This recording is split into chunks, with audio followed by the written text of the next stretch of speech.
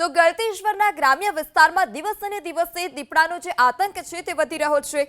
બુધવારની રાત્રિના ફરી કુણી દરગાહ વિસ્તારમાં દીપડો દેખાયો। દીપડાના આંટાફેરા સીસીટીવીમાં કેદ થયા છે। થોડા સમય પહેલા ગળતેશ્વર તાલુકામાં દીપડાએ કર્યું હતું મારણ। છેલ્લા 10 દિવસથી દીપડાની હાજરીથી ખેડૂતોમાં પણ ફફડાટ છે। ખેડૂતો અને ગ્રામજનોએ દીપડાને પાંજરે પૂરવા માંગ કરી તો જે દીપડાના આંટાફેરા છે તે સીસીટીવીમાં પણ કેદ થયા છે।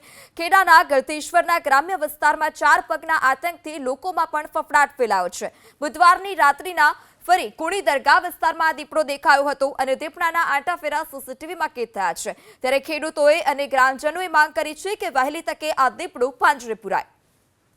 બુધવારની રાત્રિના ફરી કુણી દરગાહ વિસ્તારમાં દીપડો દેખાયો। દીપડાના આંટાફેરા સીસીટીવીમાં કેદ થયા છે।